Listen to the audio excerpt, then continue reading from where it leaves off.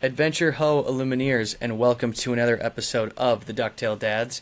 I am one of your hosts, Nathaniel, joined as always by Ryan. We are down one dad. Mac is off on vacation, much needed, so it's just going to be us two tonight, but we have plenty of great content for y'all to hear. So, as always, we'll start with one of our favorite segments, which is What is New in Your World? Ryan, what's new in your world, man? Well, as mentioned last week, we are through the thick of a long stretch of illnesses in our family and our household, so we made the most of it this weekend, and we went and saw friends we had canceled plans on in that long stretch of illnesses. So we got out and got to see some friends with their kiddos and let our kiddos run around and play with their kiddos, and it's always a blast when kids get together and they are instant friends and having fun playing with all the different toys and then all the different spaces. Additionally, before that, upcoming is I have a birthday upcoming, and so last Friday, my wife was kind enough to attempt to plan a surprise for me,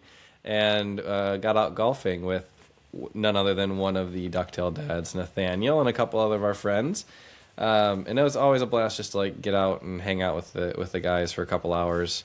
Especially when it's on someone else's dollar. So, gotta love that. But it was a nice little pre-birthday celebration. Always fun to get around and hang out. And so, appreciate the love and from all y'all, Nathaniel and the other two that came. And appreciate the love from my wife for setting it up and attempting a special surprise where, unfortunately, it was ruined by one of those that was in attendance for asking too many questions when I saw them the week prior. But that's just the way it goes sometimes when you try to plan surprises for loved ones.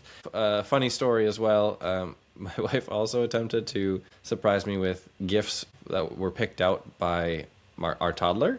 And I was watching our toddler by myself, just me and her, a couple weekends ago. And she just turns around while she's eating a snack and goes, "We got you t-shirts, Dad." And I was like, "Oh, did you now? I think that was supposed to be a surprise, but thank you. I really do appreciate that."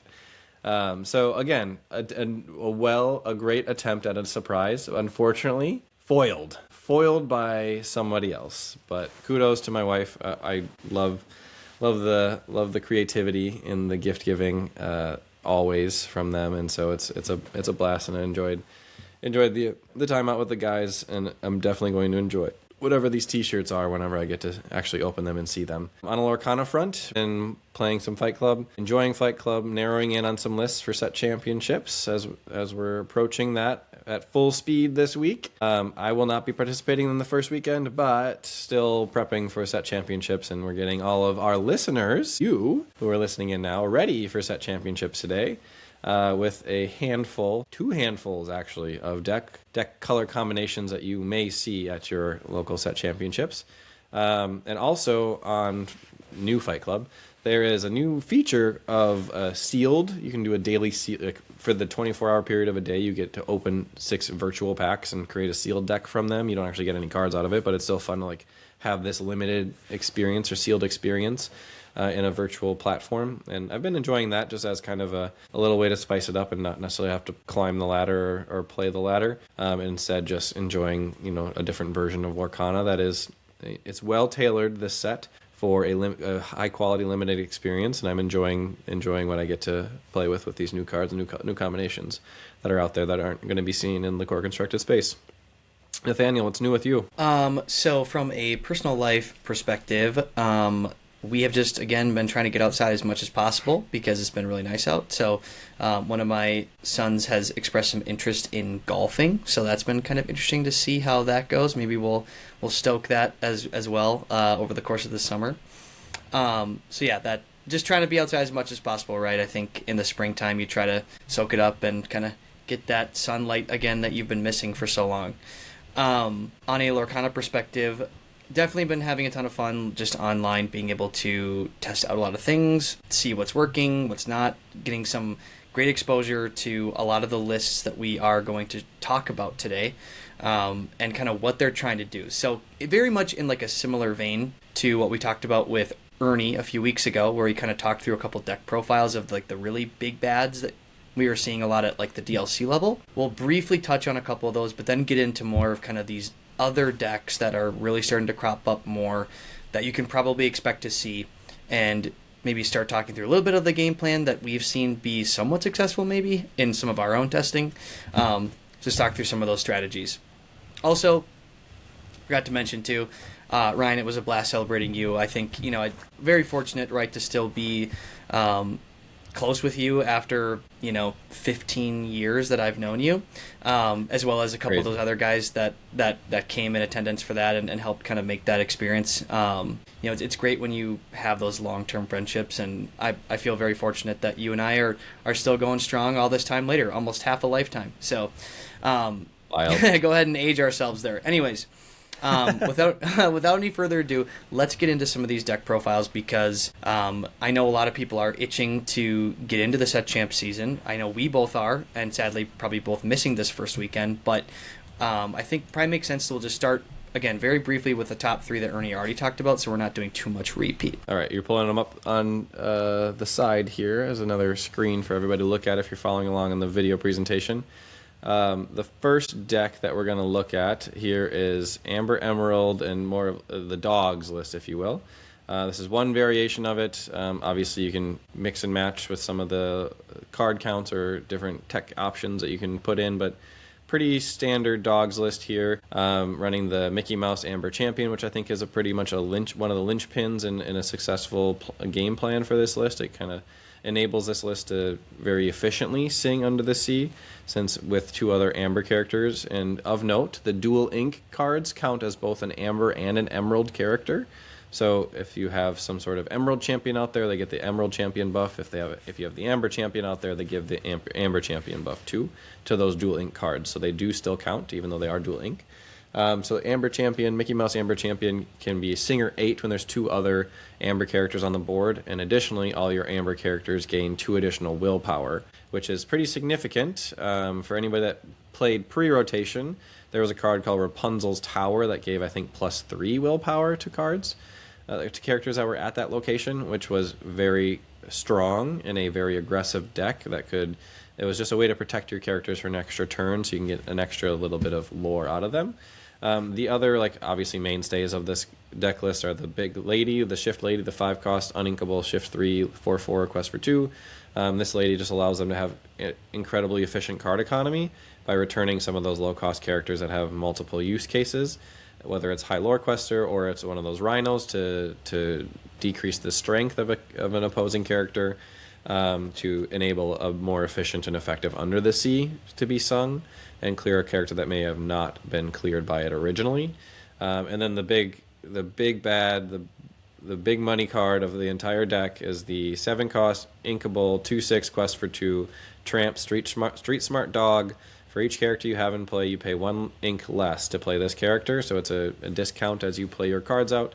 And it also then serves as a Singer 7 or 7 cost of the Singer 8 needed to sing Under the Sea. So this plus any other card on the field could potentially wipe your opponent's board if you're playing another dogs list, if you're playing against another dogs list, if you're playing against another aggro or aggressive leaning strategy, or just against a board that has a lot of 2-strength characters. Then the Tramp plus any other character could then still be able to sing that under the sea and swing the momentum in the favor of the dogs player. So and then the other effect, I even forgot about that, to mention it. The other effect that this Tramp Street Smart Dog has is that when you play this character, you may draw a card for each other character you have in play, then choose and discard that many cards. So it's sort of like a Visions of the Future, where you get to dig through the top cards of your deck and pick out the select few that you want to maintain in your hand. And this also pairs well with, we didn't mention it, but there's a Nani card that replaces, you can replace a card in your hand with a character of 2 cost or less when you play it, or you get to add a character of 2 cost or less to your hand from the top 4 cards.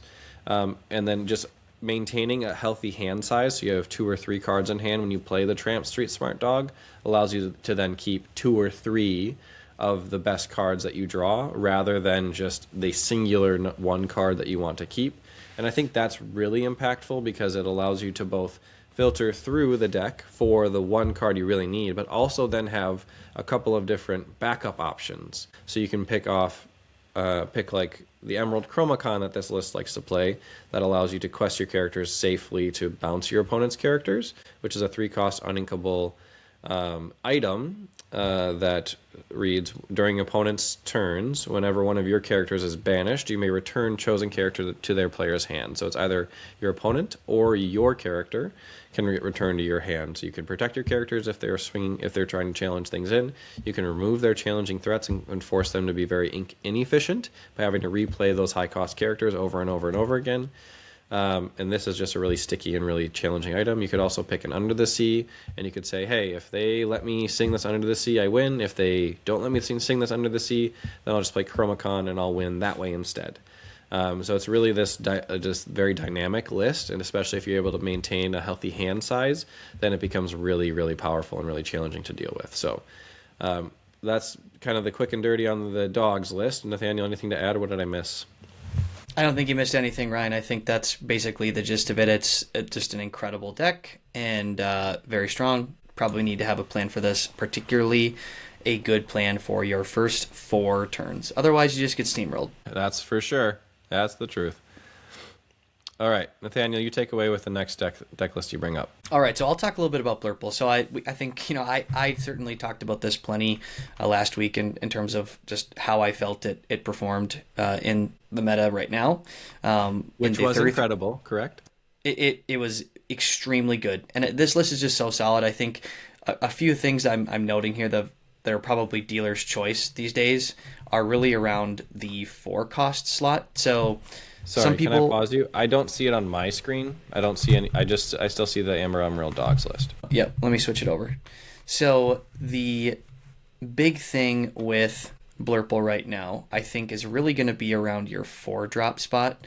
So that's going to be basically the big difference is, and you should be able to see this Blurple list now, is going to be the big difference between if you're going a little bit more maybe aggressive with this, and really fighting hard for the evasive battle, or if you're maybe going for a little bit more of the, hey, I'm kind of protecting against the dogs list. So that's really around that 4-drop spot. The card in question here that I'm thinking a lot of is like Vanderchill, being this Force Exert, especially in Blurple, that can come out as early as turn 3. That's really good. Versus going with kind of the standard, Genie Elsa core, right, that we've known now for a very long time.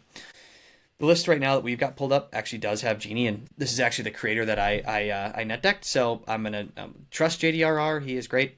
He creates some incredible lists, but this is really kind of leaning more into that, like, draw lots of cards, play Genie out, and then just kind of get tons of evasives and kind of win the game that way. The other piece here is really the spot removal. So you've got your 4 Hades, you've got your 4 Let It Goes, and you've got 2 Into the Unknown. So you have 10 cards that basically can just instantly remove something. Into the Unknown, of course, they need to be exerted, but you're probably going to have that opportunity at least at some point in the match. So it's just kind of a pile of a lot of really good cards, right? This has kind of been around for a while now, Blurple. And really look out for the 5-cost Hades here. I think we talked a little bit about this being this like decision fatigue card. It's really important that I think you probably don't let the Blurple player go too crazy with card economy. Sometimes you have to just say, okay, sure, the board state's going to be too ridiculous. If I let you take away my biggest threat, you're just going to be too far out in front. But this is just another way for them to draw cards, right? Like basically most of their entire deck is like either it's like ramp draw cards or like spot remove cards. It's just so good. I think that 5-cost Hades is a challenging one to both use and to rely on, because it's not very reliable because your opponent gets to choose whether to put the character on the bottom of their deck or to let you draw 2 cards. But it is extremely powerful. It's very, very strong in like a post-board wipe setting where both players are effectively just playing 1 card to the board each turn. And if your opponent plays a big character, they don't want to lose it, so then they're just going to allow you to draw more cards so you have more options the next turn. Or they play a character and you're like, well, I don't really want to deal with that, so let's play this Hades, and if they choose to put it on the bottom of the deck, well then great. Now you have complete board control because their 1 character they played last turn is now gone, and you have a character on board that can sing Let It Go for the next turn if that's in your hand, or it can challenge in, or it can just quest and maybe survive, because 4 willpower is kind of a nice break point to be at, rather than the 3 willpower that gets traded up with a lot of smaller cost characters. And so I think Hades is this very like sneaky but very challenging card to both assess and to play. And I think an unsung hero in a lot of games is the decision fatigue that it creates. And it's an extra decision your opponent has to make that's really hard to anticipate the outcome of, because you don't know what the cards are going to be drawn are. You don't know if you are going to like all of a sudden run out of characters to play to the board that are impactful enough. So like, is losing this one character not that big of a deal because the next character I draw is big enough anyways to deal with everything I need to? Or is the next character I draw going to be like my one cost character that I only ever want to ink after turn one? Then it becomes this like anticipation thing, and if they happen to choose wrong, then they just completely like swing the momentum with this one card. So I really like this card. I was not very high on this card in Whispers in the Well, and I'm becoming much more of a fan of this card now in Winterspell through a lot of play testing. And Ryan, I'm really glad you mentioned the fact that it can sing Let It Go. That was an amazing synergy created this set when that card got reprinted. This can just be really crippling, because if you do choose that like really impactful card for your opponent and they let you draw, sometimes they're letting you, like you're drawing into the Let It Go that you're then just going to remove that thing the next turn anyways, or potentially have one of your other characters sing. So it kind of just puts them in a really tough position, and I think there's already enough decisions that are being made over the course of a match. This is just another thing that you're really making your opponent have to think about. So, yeah, really good card. And of course, I think, everyone loves Demona and plays around Demona these days. One thing I think I'll just say for our listeners is, if you notice a purple list, Blurple included, that like is really aggressively dumping their hand pretty low, there's a very good chance, if they're not playing evasives, that last card that they're holding on to is either 1, a guidebook, or 2, Demona. And what that means you should do in that case is try to dump some of your resources onto the board and kind of commit to the board, because they are going to try to dump every card from their hand, play this as their last card. They will draw 3, and if you've been kind of holding back resources, you're going to draw 0. So unless you have a really good reason for holding on to them, I just like highly recommend kind of staying close to them, because then you will draw back more cards too. So like, I think this can sometimes play into some decisions around like, do I ink or do I not ink, right? Because like there have been times where I've had 2 cards in my hand, for example, and I decide not to ink. Well, what do they do on the next turn? They ink for turn, they play Demona, they draw 3, and I only draw 1. So I could have gotten that ink still and drawn 2 cards versus not getting it and only drawing 1. So something to think about. I think that's just being aware of the Demona curve is really important. If they get it on curve, it can be really crippling. And then later in the game, I think, Ryan, we've talked about this before, it's a really high skill expression, I think, then to determine when to play Demona. Like, am I okay giving my opponent some resources here if I get to exert their board and make all these positive trades? If not, maybe I hold on to it and I find some card draw other ways via Dumbo or the Junior Woodchuck Guidebook, which we haven't really talked a ton about this card, but this is the card that Ryan uses as his example, right? You pay 3 ink effectively and you draw 2 cards. So you're going to pay 2 to play this, you're going to exert it, pay 1 to banish it, and then you're going to draw 2. So 3 ink, 2 cards, pretty good. And you'll see this in a lot of the more mid-rangey or control Amethyst lists. Okay. Yeah, let's move to the next one. I really hope, is the next one Amber Amethyst, or is it Purple Steel? The next one is, I think, what we had considered basically the last of the like tier 1s, right? So we don't need to spend, again, like a ton of time on this, because this was, again, one of the ones that Ernie had talked about, and this is Amethyst Steel, being the 3rd pillar of the metagame and the 3rd deck that we consider part of tier 1 of the deck list in the current metagame. Obviously, something may surprise you at your set championships and come out of left field and totally wipe the field away. But just in general, what we're seeing from DLCs that we've been tracking and following along with is that Purple Steel, Blurple, and Amber Emerald dogs are kind of the 3 pillars of the game. So this is a Purple Steel list. As you may notice, there's a couple of there's the White Rose that gains a lore from the hand. There's Honey Marin that can gain lore from the hand. There's a 2-cost Uninkable Gathering Knowledge and Wisdom that can gain lore just by playing it for 2, so you gain 2 lore for 2 ink. And then there's the Amethyst Chromacon and looks like a location too. Zootopia.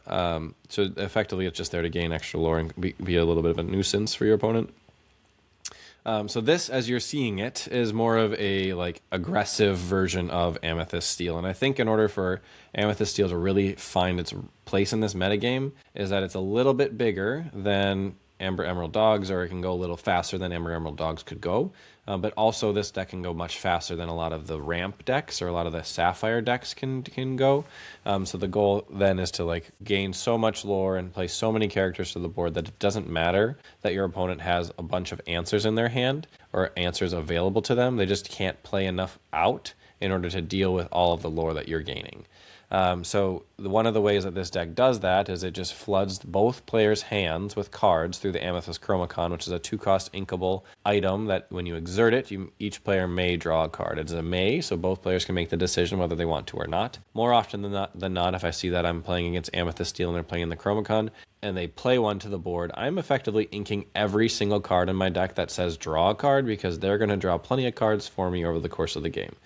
The other thing with this list is they play a lot of cards to the board that gain a lot of lore before you can deal with them, and then they do it all over again because they just keep really refilling their hand, and they have a very low cost list here. There's 20, 40 cards that are, or 36 cards that are 2 cost or less in this, characters that are 2 cost or less in this list, which means there's 12 that are 3 cost or greater. And so really this list is really just trying to draw a ton of cards and gain a lot of lore as fast as possible, before your opponent can really control the board completely. Other versions of Amethyst Steel that you may see out there are more mid-range oriented, more of like this, really hammering a lot of advantage in like the 3 cost, 4 cost, 5 cost range, and also the 6 cost range, because a lot of those lists are playing Demona. Some of them are playing the big Tinkerbell.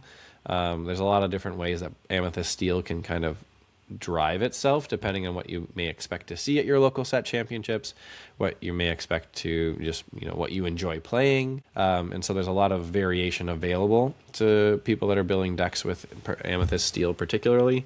And there's a lot of options out there for that. And you can craft very competitive decks in a lot of different ways. This is simply one example of more of an aggressive deck that I think is important for it to have a very solid place in the current metagame, because there's a lot of really good control decks that can get up to their control options really fast and just get bigger than your mid-range Amethyst Steel lists. But at the same time, there's always the opportunity for those mid-range Amethyst Steel lists to still gain enough lore fast enough to win the game outright anyways. Nathaniel, you are an Amethyst Steel guru, it seems. You've played a lot of it over the last year here, and I know you net deck everything from online or from our friend Ernie, but you still have a lot of reps on this deck, so I'm curious to hear your insights on the current state of Amethyst Steel. Is the mid-range version still viable, or is the aggressive one the only option to find success here in set championship season? I think the mid-range one is more of what Ernie was thinking of when he was talking with us a couple weeks ago.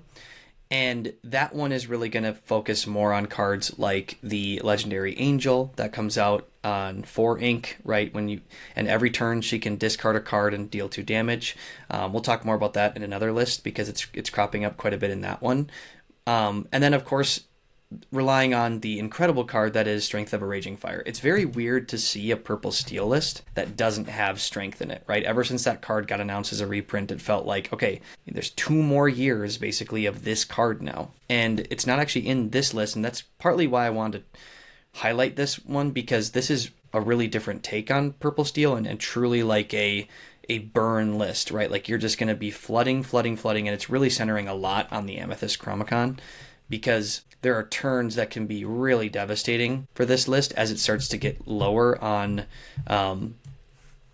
cards in hand, where it's basically going to draw the extra card, ink that one, and then play a dock, draw 2 more, play more threats down, and it's it just feels like it's just this engine churning out 2 or 3 characters every single turn, and that's kind of crazy. So this has surprised me, I think, during seeing it during testing, and it's a really different take on Amethyst Steel, and I think it's really fun. Again, I think when different versions of decks come out and they're having some success, I think that's really exciting. So don't be surprised if you see purple and you see steel. If you ever see that person play the Amethyst Chromacon, they are much more aggressive, low to the ground. They're going to play lots of characters versus, if you see things like Angel come out, then it's going to be a little bit more of a mid-range deck. They're going to be focusing more on those, again, to Ryan's point, 3, 4, and like 5 cost things, and probably playing a Demona, which this list, again, isn't because it's getting its card draw through things like Doc and the Amethyst Chromicon. So that's probably all we need to mention. It's just there's kind of 2 variations of this. That mid-range one also has more things like potentially Genie and like some of those things. It's maybe leaning a little bit more into like the evasive battle. But I think, again, the challenge with that is because it's slower, it then can tend to get swallowed up by some of those bigger control lists. Things like, Emerald, Sapphire, and Blurple included tend to get over those lists a little bit more easily. But that's kind of the main gist of like the tier 1, right? Like I think we've said, hey, it seems like right now tier 1 is really centered around dogs, Blurple, Purple Steel. And those are kind of the big 3, but a lot of other lists have definitely been fun and look good. A lot of other lists look really fun and look like they have a lot of potential and a lot of viability in the current state that they're in, that I've been seeing in the online environment. And I'm sure your local set championship participants are also coming to similar conclusions. This is a really interesting one that I know Nathaniel has had a lot of success and a lot of fun playing recently, which is Amber Amethyst. And one of the interesting things that this particular list has access to is the 8-cost uninkable action, Raging Storm, which is just banish all characters. It's effectively be prepared for those that played pre-rotation or play Infinity. It's effectively be prepared, but it's not a song, and it's 1 ink more, which is a very impactful change, to be quite honest with you. That is the 1 extra card you have to ink to get to 8 is just significant, especially in a list like Amber Amethyst, which there's no way to get there any faster than 1 ink per turn.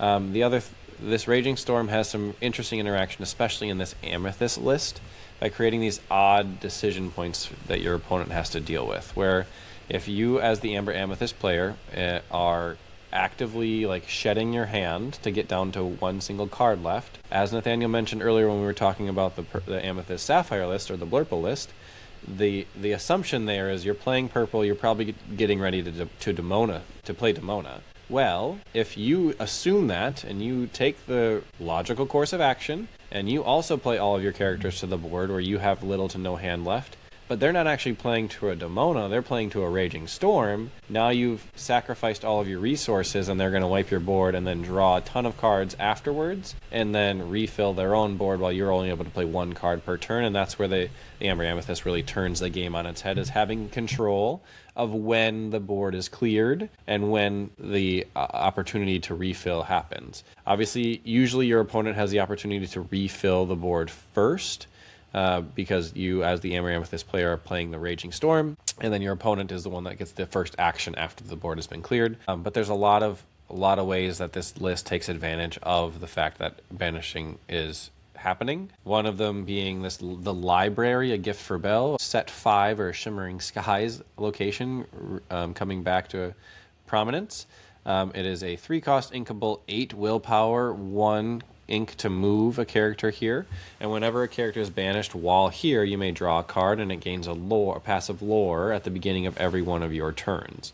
And so there's obviously versions of this, or games, where you play a Raging Storm and then you ink for turn and drop 3 libraries on the next turn if you happen to have that many resources in hand.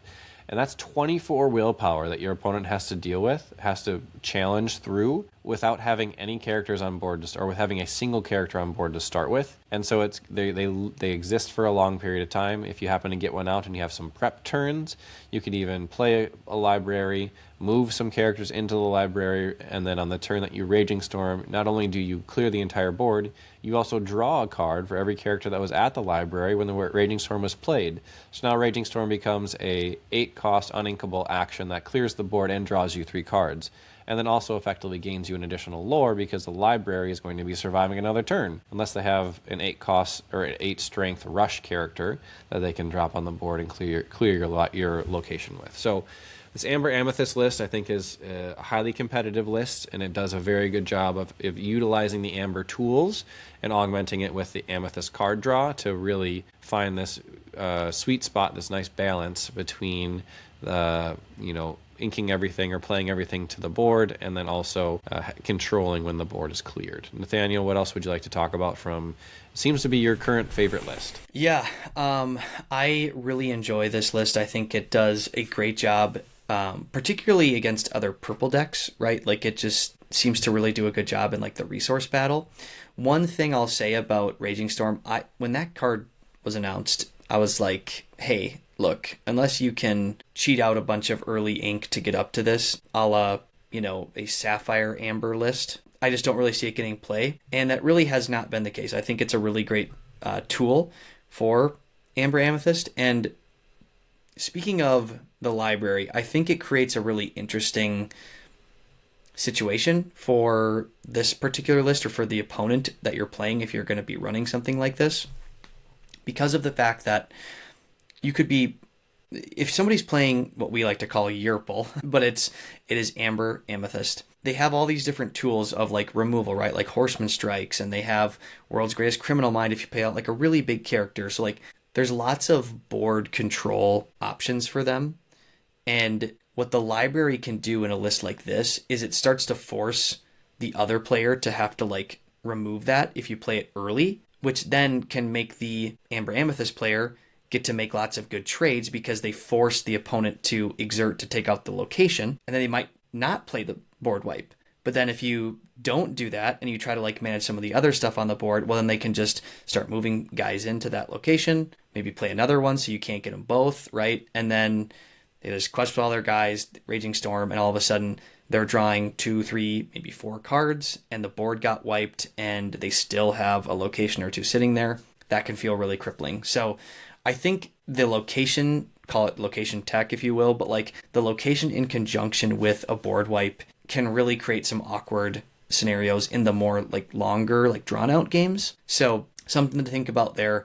I do think there's a world where you can race a list like this, but I do think that Amber Amethyst in like a very purple heavy meta is extremely, extremely good. I think it has a very good matchup into Blurple. I've found that out during this particular iteration of it. It seems to do quite well, but some lists don't actually even run Raging Storm, which I think is really interesting. So they might not even have Library Raging Storm. They might just focus more on the leaning a bit more mid-range aggressive and just playing things like Genie, winning the evasive battle, right? Because they have Genie, Yago, Dumbo, and Elsa, and then they also have the Horseman Strikes if the opponent ever tries to play an evasive in return. So that's another route that they could go with it. So there's not necessarily like a for sure, oh, they're running Raging Storm because it's Amber Amethyst. So I think keep that in mind, but I do think it has a very interesting play line. One way that you can really interrupt someone playing this list, I've noticed,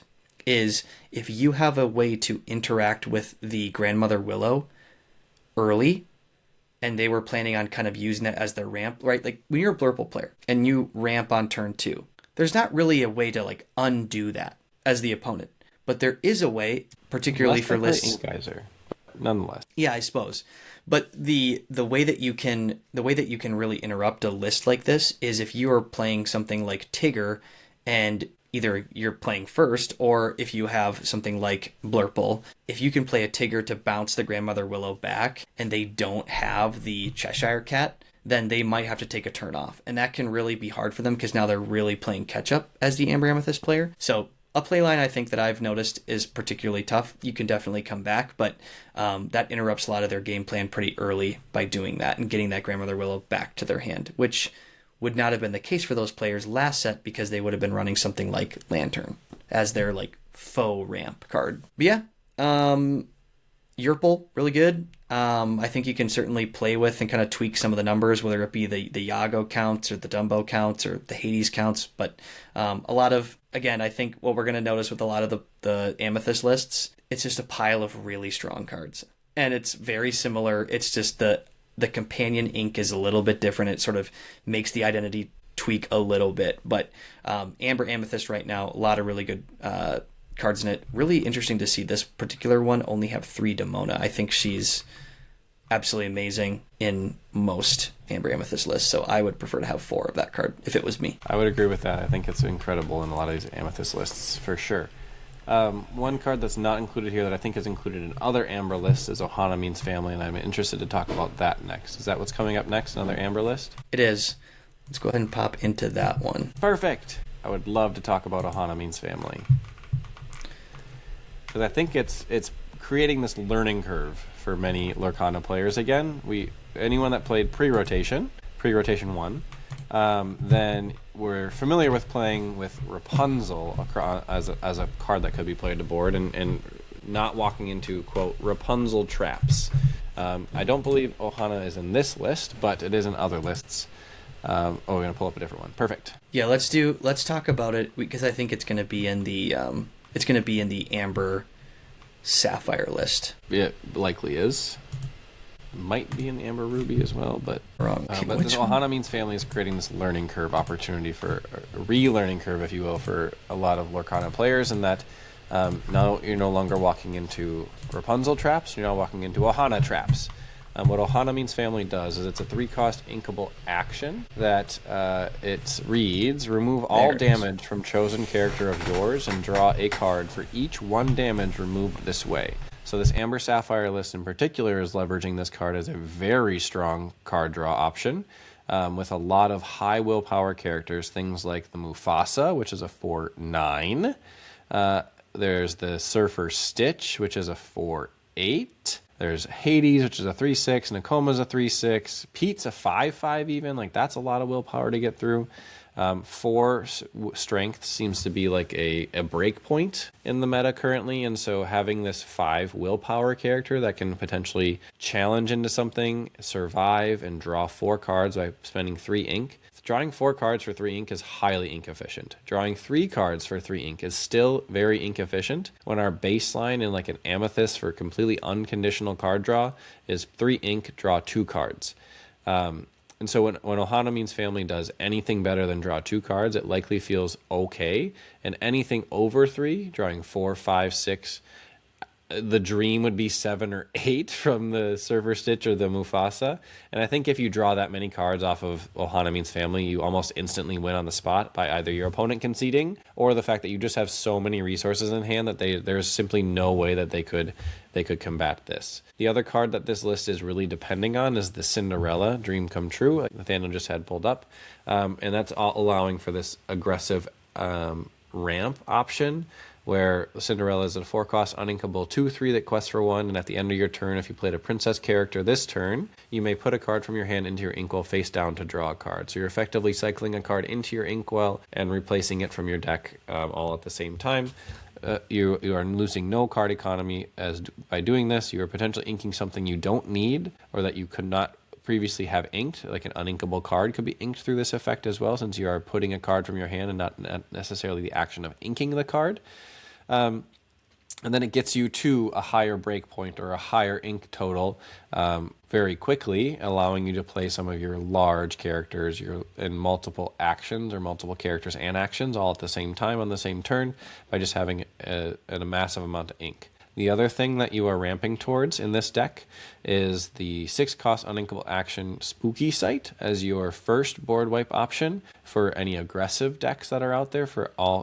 Spooky Sight is a 6-cost uninkable action that put all characters with cost 3 or less into their players' inkwells face down and exerted, which can be a board wipe if played on 6 ink for this Amber Sapphire list, because this would effectively be turn 4 that they're playing this Spooky Sight, and so everything up to that point has likely just been cost 3 or less anyways.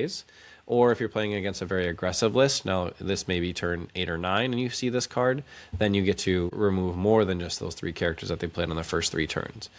And then moving on to the next complete board wipe option is the Raging Storm, which we already talked about in the Amber Amethyst list, but it also exists in the Amber Sapphire list because you're adding additional cards to your inkwell to ramp your deck faster to get to higher cost ink totals in a shorter amount of time, and so you get to play the Raging Storm a turn or 2 earlier than you would have been able to had you not been playing the Sapphire ink color in this deck list. So potentially a Raging Storm on turn 5 if you have the perfect ramp options up to that point, which could be very impactful and able to stabilize the board before you start playing out your Mufasa and your Hades and your Surfer Stitch to play these giant characters that are then becoming Ohana traps for your opponent to deal with as well.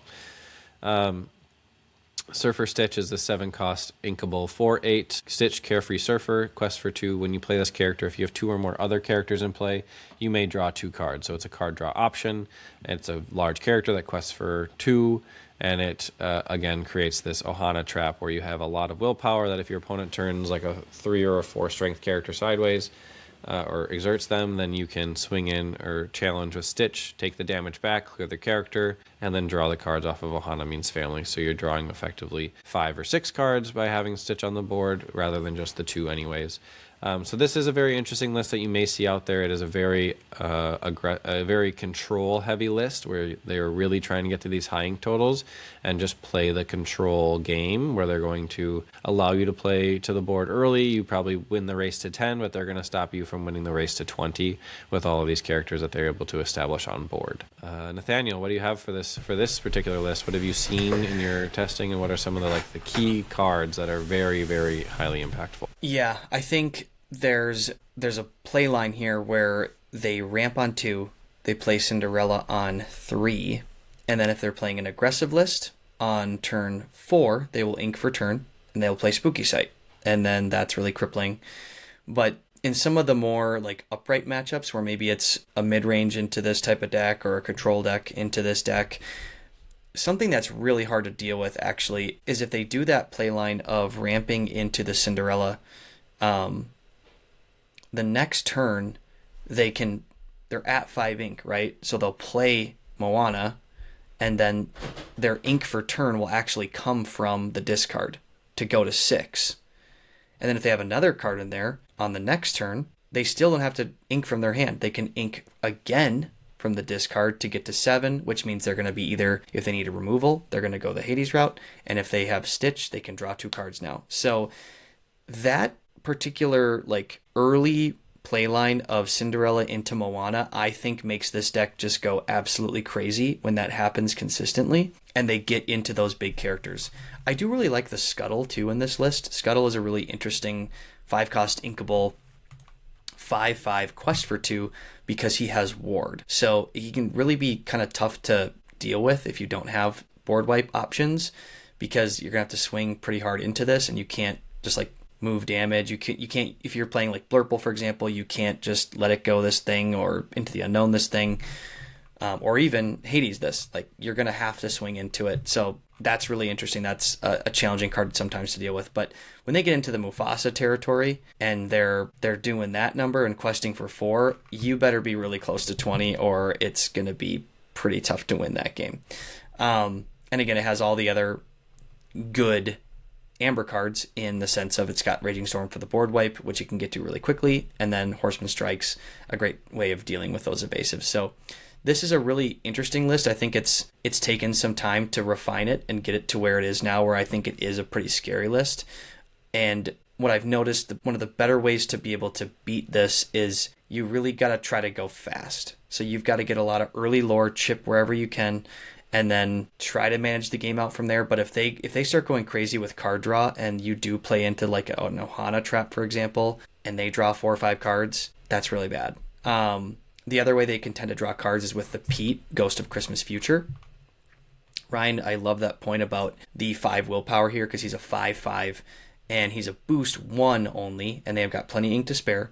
And when he quests, you can look at the number of cards underneath him and you get to add 1 of those to your hands. Even if they just boost him once, they're effectively just going to quest with him, draw a card. And if you don't remove this, that can kind of tend to give them too many resources. So the biggest thing I think you're trying to look for when you play a list like this is you really don't want to give them resources. So this is a great example of a deck that will try to dump a lot of cards into its inkwell if they see you playing purple, and they're basically just inviting you. Please, play that Demona. Give me 2 more cards. Give me 3 more cards. Because they have used a lot of that card economy on building up a wide inkwell, so you're going to refill them then if you play a Demona. So I think tread carefully if you're going to play a Demona into a list like this. You hopefully have a really good reason for doing that.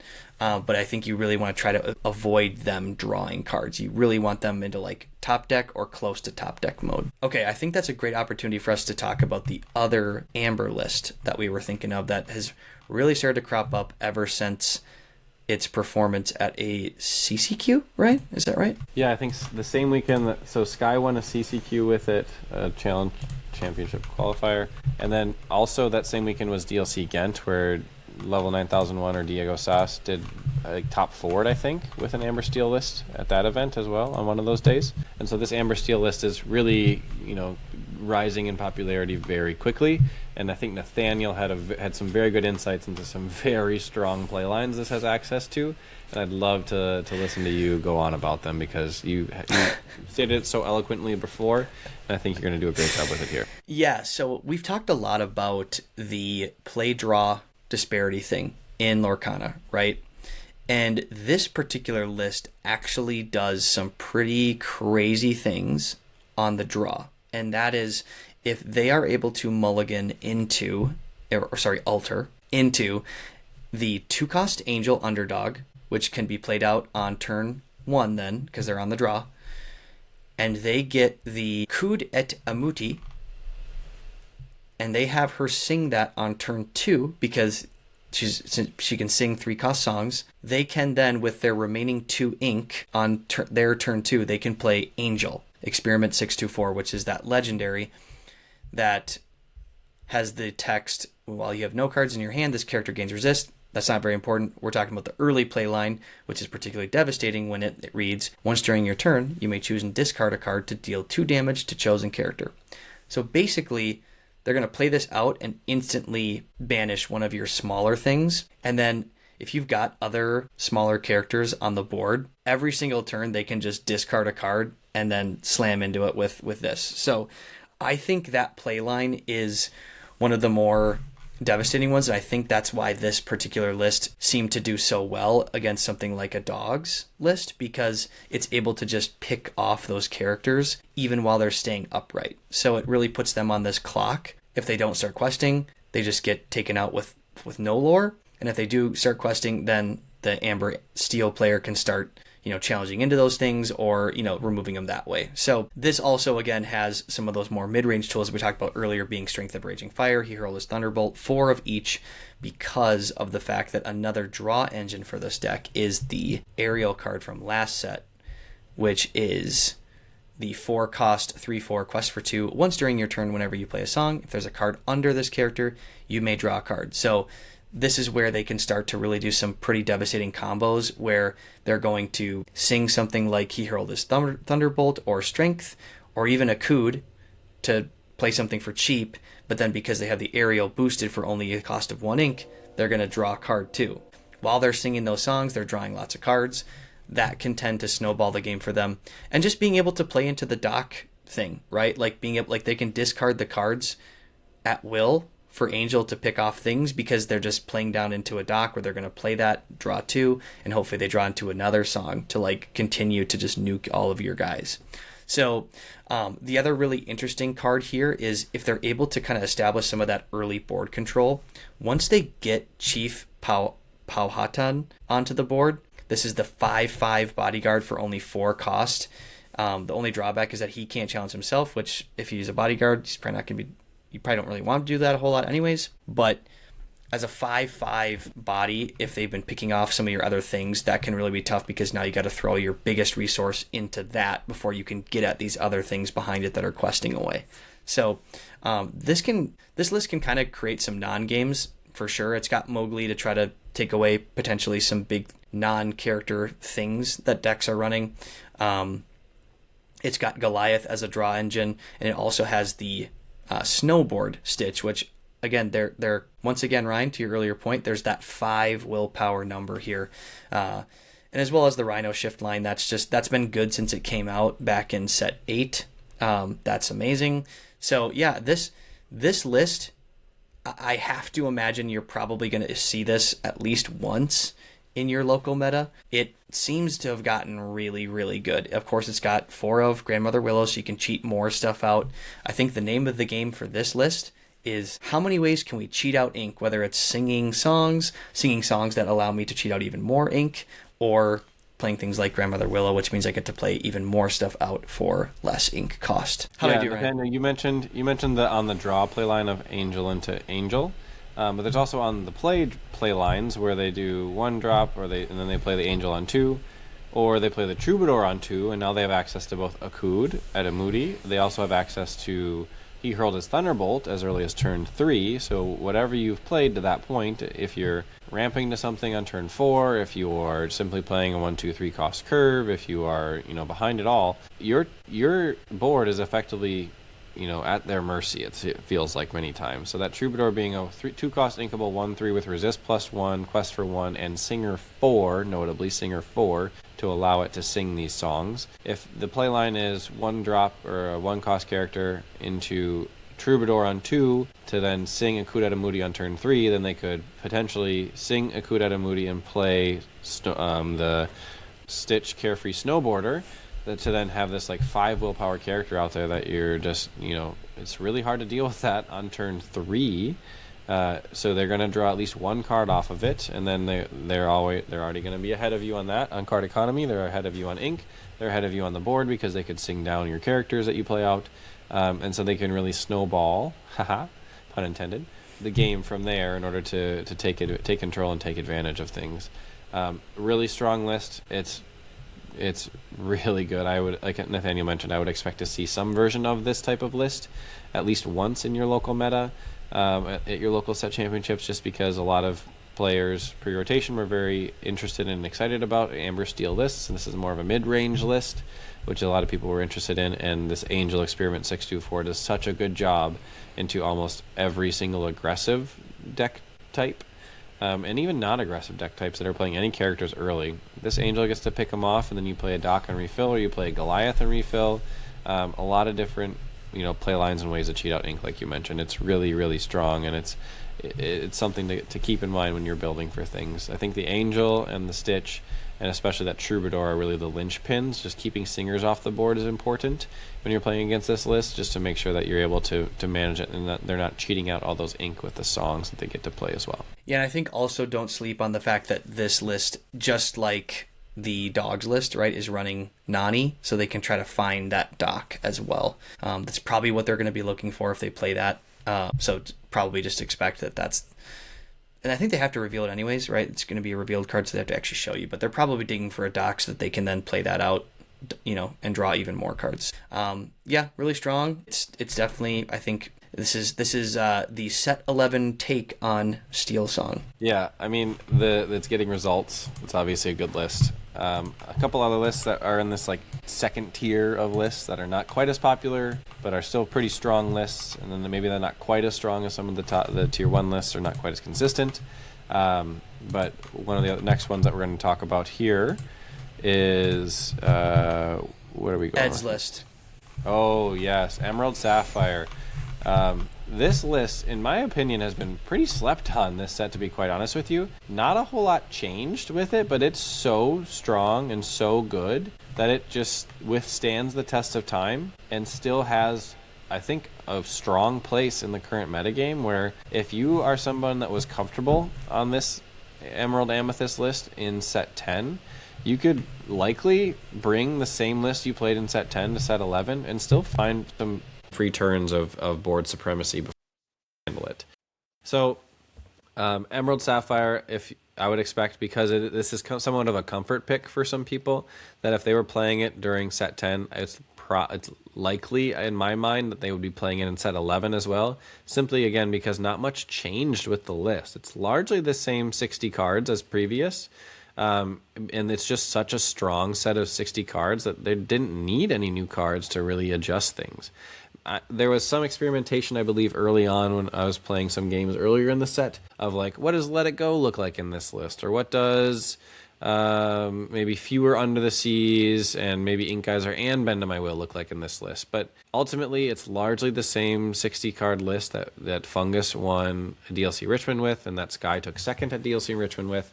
and it has some very strong play lines. Things to keep in mind with this is the Clarabelle value that your opponent would be getting if they're playing Emerald Sapphire, and minimizing the Clarabelle value for your opponent in that situation as well. So kind of the same play line that Demona forces on you, in that you're trying to minimize your hand size as much as possible, so that when they do play the Clarabelle, they may only draw 1 or 2 cards and you can remove it immediately. Or that you're just like playing so many characters so fast that you're able to race this deck and quest to 20 before they're really able to establish their board supremacy. Unfortunately, they do have a one-sided board wipe that they have access to, a combo, if you will, with the Prince Philip 9-cost inkable 6/6 that has evasive and shift 6 and quest for 3. When you play this character, banish all opposing damaged characters, and to enable this as a one-sided board wipe, there is a 3-cost inkable song, Malicious, Mean, and Scary, that places a single damage counter on each opposing character. And placing damage is not dealing damage, so it gets around resist. And there are some rule changes around that, but the one thing to keep in mind with this is that this does not place a damage counter on Lilo All Bundled Up, or Lilo Bundled Up, the new 2-cost uninkable steel Lilo card, because taking, or what does it say? Cannot take damage, and so that would be one version of taking damage or something like that. Just note that the Lilo does not take damage the first time that it would be otherwise placed or dealt to it. So everything else in the game, this card will place a damage counter on, and then they can play the big Prince Philip, the 9-cost inkable Prince Philip, right after they sing this song in order to board wipe your board. So again, trying to control the amount of singers they have available to them on board is important, and then also just making sure that you're not overcommitting to the board, so you're not playing too many cards to the board for them to be able to, board wipe and clear everything out of your hand because you just played everything in your hand to the board thinking you were safe to go. Those are really the key components of the list that I think of when I'm trying to combat it. Nathaniel, what did I miss, and what would you like to talk about in addition to what we already talked about? Yeah, I think that the game plan just has to probably be you got to go fast, and you got to probably dump your hand if they're playing into like the Clarabelle shift line to go find those answers, right? That they typically find it because they draw 4 or 5 cards off Clarabelle, and that's how they unlock the full combo of the small Prince Philip, the Malicious, Mean, and Scary, and then the big Prince Philip being kind of that 3-card combo. So I usually try to go fast and dump my hand pretty early and not get too punished that way, and then draw into my answers later to try to make it kind of stall them from finding them. One way they can make sure that they still find those is through this Donald Duck. It's a really annoying card when they see it. I'm not going to lie. That card is very good, and there's this interesting situation it puts you in where most of the time drawing cards is really good. This actually could be a card where maybe you don't draw. Like, they're going to draw a card, but maybe you don't necessarily draw as well, because what they're going to do is they're just going to fill up your hand, you're welcome, one of your big guys, and then they'll play Clarabelle and they'll draw like a million more cards. So don't get trapped into that, or just maybe look out for that. But usually the game plan I've seen be relatively successful against this is to try to go pretty fast and not get too punished by something like an Under the Sea. Okay, next one, Ryan. We forgot to talk about Ink Geyser in that list as well. So one thing I do want to mention with Ink Geyser is that is their new control tool. They're going to control your inkwell rather than controlling your hand or controlling the board through that card. And so Ink Geyser is a 3-cost uninkable action that both players exert all their ink and then return cards from the inkwell to your hand until you each have 3 ink left in your inkwell. So effectively resetting the ink totals down to 3. And so one of the play lines that Emerald Sapphire will play into in that situation is they will build this big board, maybe do the one-sided board wipe with Prince Philip, and then play Ink Geyser right after that. So then now you only have 3 or 4. You actually have 4 ink, because you're going to ink to 4 on that turn to deal with these giant characters that they have on the board. And if you're not able to, then they kind of run away with the game at that point. So that's the Ink Geyser. Playing around it is nearly impossible because you can't really do it unless you're playing like 3-cost inkable Steel Pete to prevent actions from being played. I think there's also a new song, Keep the Ancient Ways or something like that, that also prevents actions from being played. So those are some options, but not popular tech options because they don't do a whole lot in the broad sense of the game right now. But that's something to keep in mind as well. Nathaniel, what are we looking at here? Okay, sorry, I kind of pushed the next one. I think in the vein of Sapphire decks, I thought this would be another fun one to talk about. And I think this is probably still like in a tier 2 or tier 3 state right now. But Sapphire Steel is a really interesting ink combination. I think one of the fun things we've seen with this list is really centered around the Jasmine card, and that's going to be the 4-cost Shift or Floodborn, where she is a Shift 2. Whenever this character quests, look at the top 3 cards of your deck. You may reveal an ally character and put it into your hand. Put the rest on the bottom of your deck in any order. So a really interesting thing this deck can do, just in the interest of like drawing cards, is there's tons of different allies in this list, from the Pluto Steel Champion, Scuttle, Pleakley, Doc, right? Like, it's very likely this is going to hit at least one of those allies, so it's going to give you the lore. It's a 2/5 coming down on turn 2, so it's probably not going to get removed that early.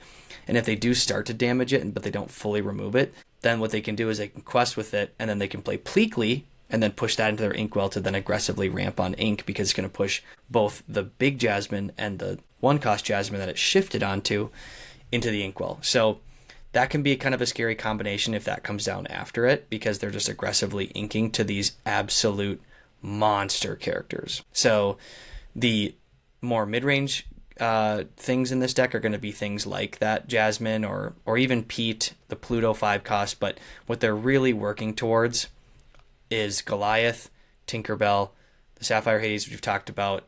Some fun lists include maybe one of these Arthur, King Victorious. If you ever see that, you probably are going to either lose really soon or you are about to win because you're already that close to 20. But the Vincenzo Santorini, I think this is such an interesting card because he really can't do much in terms of like swinging into stuff.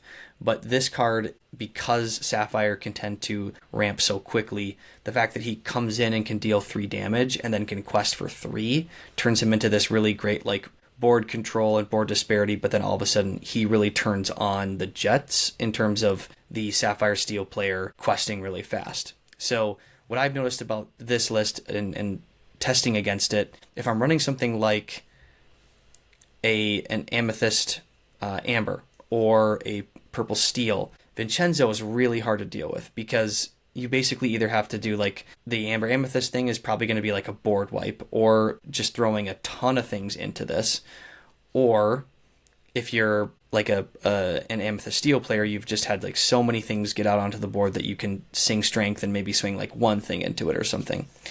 But I think the reason this deck is being held back is probably largely because of Blurple, because of the fact that, yes, this can come out and take care of one of the threats on the Blurple side, but then Blurple can simply just sing Let It Go or play its own Hades and push this into the Inkwell. That's like the most efficient way to deal with something that's this huge, because they basically used up probably all, if not all or most of their ink for that turn to play the Vincenzo. If you can just simply play your own character and get rid of him immediately, that can be really hard for the Blue Steel player or Sapphire Steel. So I think that's just something to look out for. And the Giant Fairy, I think this has been around for a very long time. This card being reprinted, she is also an ally, so she can be searched or kind of dug through with that Jasmine filter. Yeah, it's a solid list. I think it's really fun, but I think the way that you beat this, again, is going to be to either out-resource them with a mid-range deck, or you're going to have to race them. Very well said, and it's very tough to race them when they're aggressively ramping to 7 and 8 ink or even more, and they're playing these giant characters at each and every turn to remove something and also then quest for a bunch as well. Yeah, love this, love the list. It is fun to play. I've play tested a few times with it, and it is a blast to play with. You have some pretty decent card economy options there with the Jasmine questing to find all of these ally characters. The Arthur's really fun to play down because it's very unexpected to be able to remove something that turn with the Arthur available. And then it's just a dock list at heart, where it's just trying to go as low on resources as possible to play a dock to refill, to maybe then play a Goliath and constantly refill each turn or force your opponent to respond to it. Yeah, it's a list. I do think it's slightly better or bigger decks or more consistent decks in the format. But on the whole, this is a very competitive deck, and obviously someone top 32'd with it at DLC Ghent, so there's definitely some legs for it to stand on in the current metagame. All right, I think we go really quick on this next one because I think we're going to both have something to say about the last one. We'll save the best for last.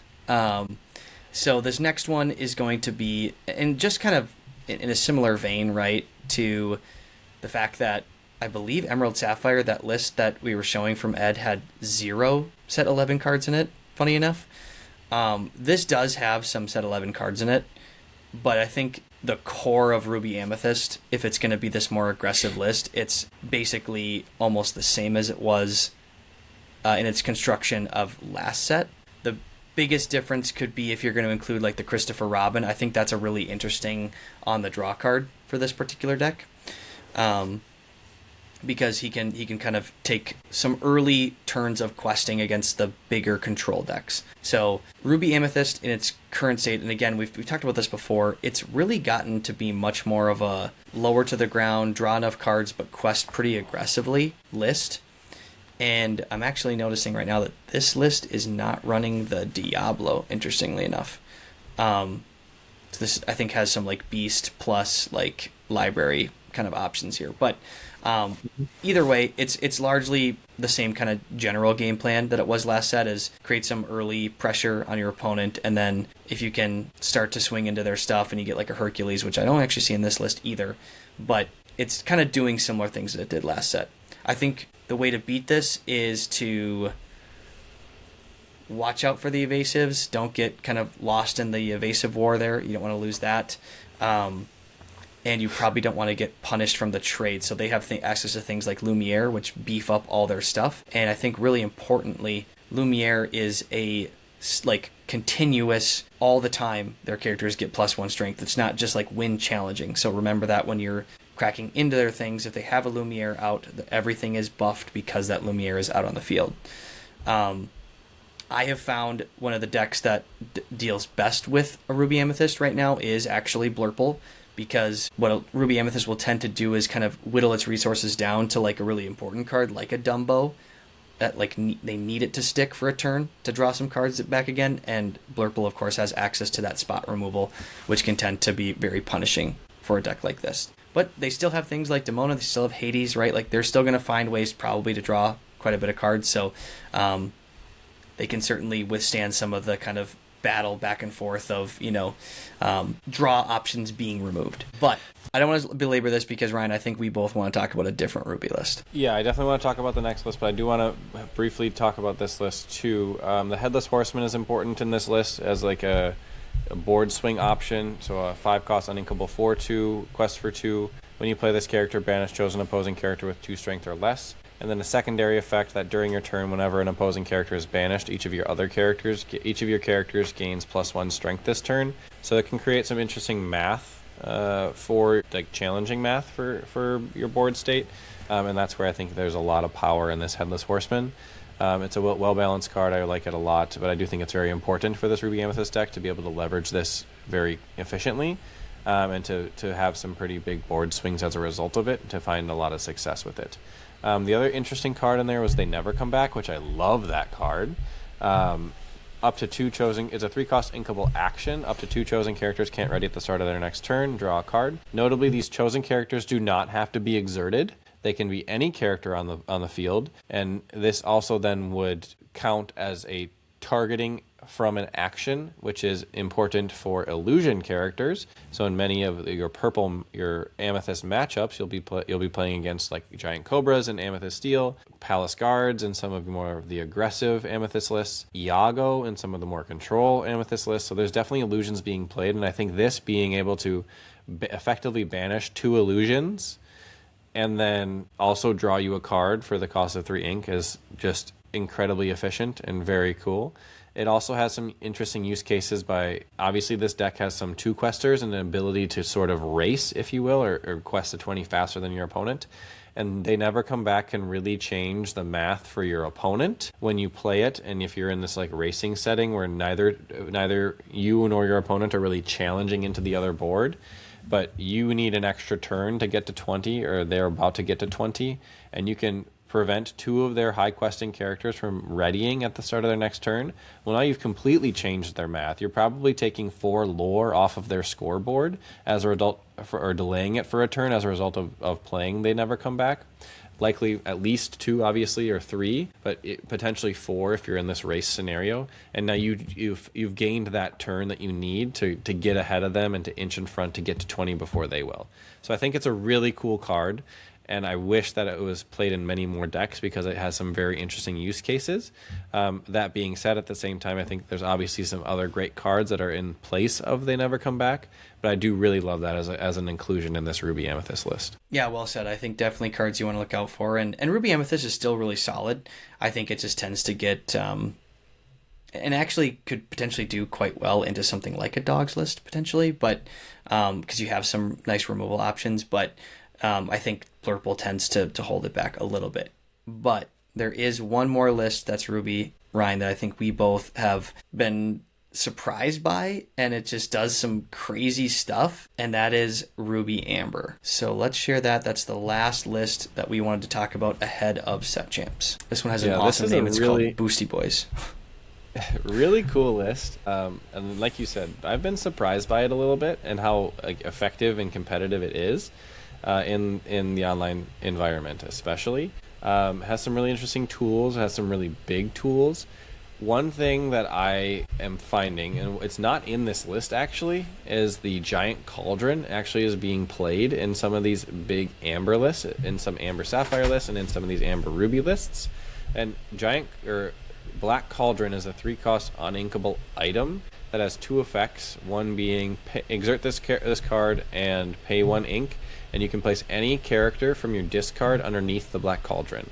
And then the secondary effect is that you exert the card and pay 1 ink, and you can then play cards from underneath the Black Cauldron as if they were in your hand. So effectively, you get to replay characters that have already been on the board and been banished, and then get their effect again. So things like the Headless Horseman, where you're banishing one of your opponent's characters that has 2 strength or less. But it is quite easily answered since it only has 2 willpower, so it could very quickly end up in your discard. And then you play the Black Cauldron, bring back the Headless Horseman, and now you can play it again to banish something else on your opponent's field and have this like endless loop set up. So I've seen the Black Cauldron come up in the Amber Ruby list. I forgot to talk about it in the Amber Sapphire list, but it's also very powerful there because the Amber Sapphire list gets to very high ink counts by the end of some games, especially in a control matchup. And so that is pretty impactful in being able to replay and recycle these cards just for card efficiency, if you will. The other thing with this Amber Ruby list was the Webby's Diary, which Nathaniel had scrolled down to before. And that's really what I think of as like the linchpin of this deck, where if you're able to deal with the Webby's Diary somehow and prevent them from accessing their card draw engine, because this is like a pretty powerful card draw engine they have access to, where Webby's Diary is a 3-cost inkable item. Whenever you put a card under one of your characters or locations, you may pay 1 ink to draw a card. So anytime you boost one of your characters in this Amber Ruby list, you can pay an additional ink to draw a card.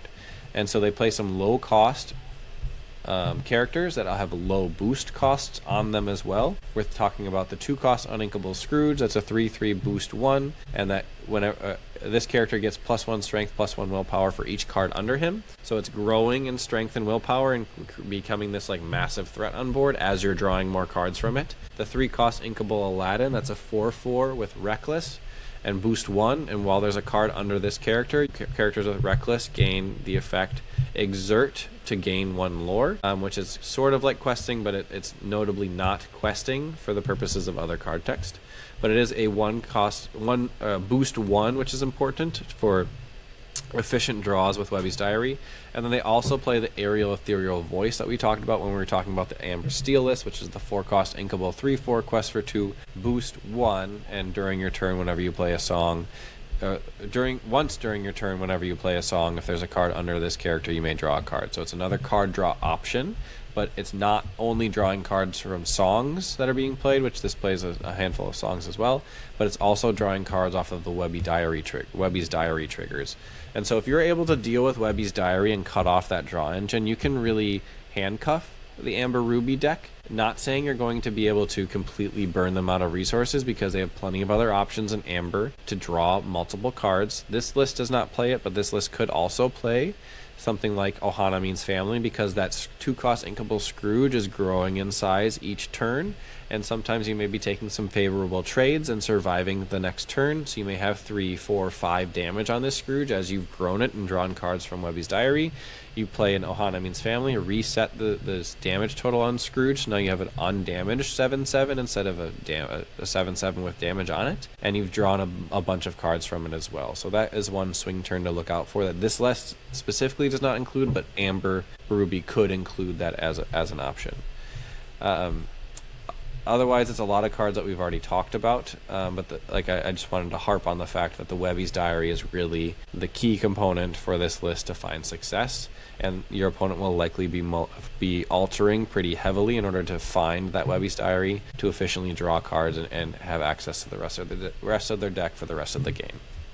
Nathaniel, what have you noticed with this list when you've been playing against it? Yeah, I think one thing that tends to be, I think, fairly good in this list is if you can get some early evasive presence. It's really nice because then you can start to draw cards yourself if you have things like Dumbo and they can't punish it with Scrooge and Aladdin. So I think that's a big piece, but it is pretty scary when they go something like, Scrooge on 2, Aladdin on 3, and you kind of freeze and you don't want to quest anymore, and then all of a sudden the next turn they play a Webby's Diary, they boost probably the Scrooge, and then they draw a card, right? I think it's right if it's just you don't have to pay another one, do they? They wouldn't be able to do that, unfortunately. No, not so they'd be on turn 4 5. ink.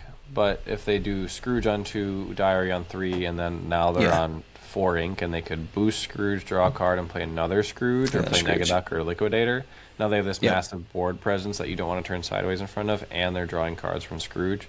That's what's really painful. Yeah, I think once again you're seeing the importance too of like the underdogs, right? So if they're going on the draw and they play Liquidator on 1 and Scrooge on 2, that's 2 potentially huge bodies sitting in front of you that make you not want to quest, and that's really kind of what this list is really wanting you to do. Is the longer you can't quest, the more they are just going to be able to find their way into that Webby's Diary, start drawing a bunch of cards and getting closer and closer to their board wipe.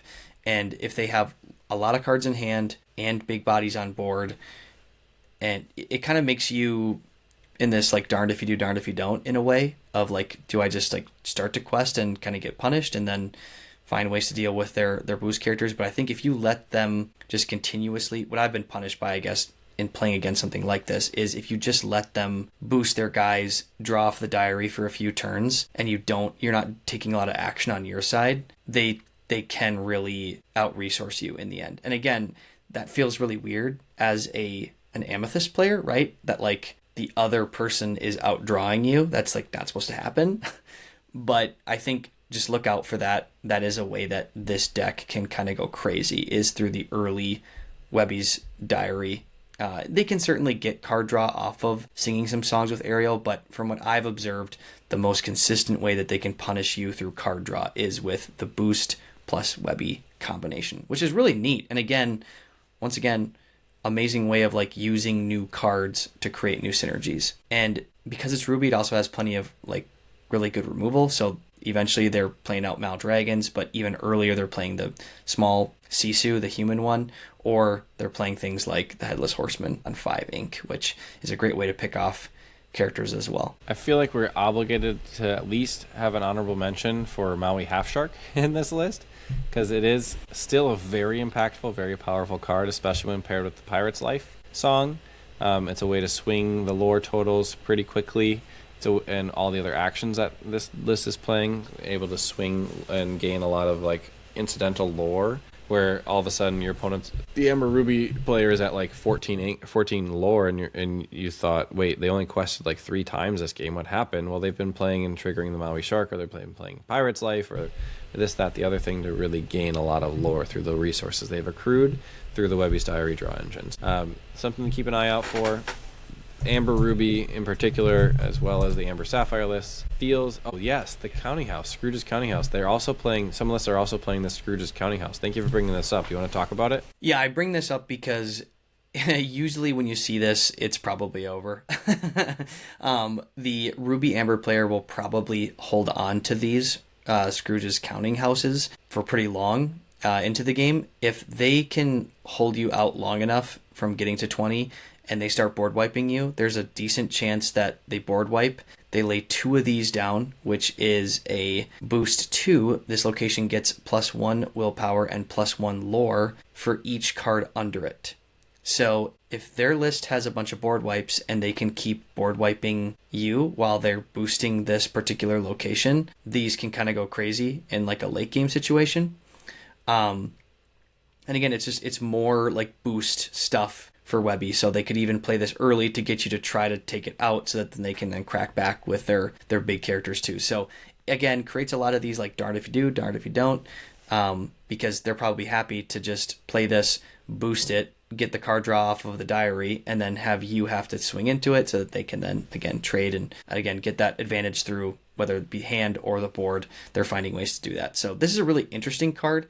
Not one I would have thought would have been pretty impactful, but it is a set 11 card that you might see for sure, and just be aware of that this can kind of go crazy if left unchecked because of the fact that it just keeps getting bigger and it keeps getting more lore at like a really fast rate because of the boost. Very good call out. Very good call out. So similar to where the Amber Amethyst list is using library to create these unanswerable lore gain board states, and in paired with the board wipe, these Ruby lists are using Scrooge's Counting House as this way to gain incidental lore over multiple turns and constantly supporting it through a board wipe with the Raging Storm over and over and over again, or even just using like Maleficent Monstrous Dragon to banish the one character you played that turn that was going to deal with the Counting House. So definitely something to keep in mind, to be able to think about. Maybe you need an answer to a location, or somehow have the ability to answer the location quickly with like a rush character or something that may banish locations.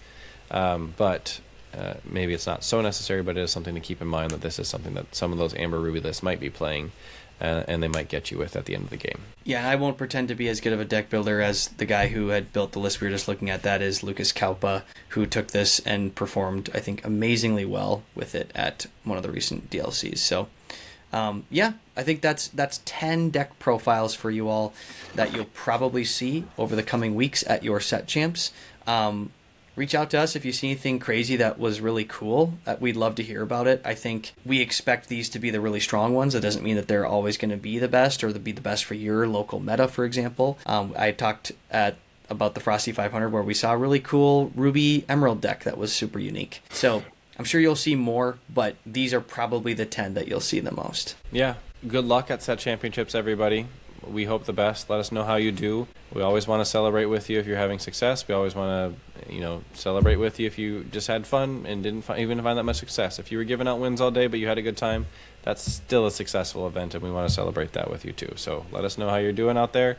Good luck, and may the dice rolls be ever in your favor. Unless you're me and you lose all of them.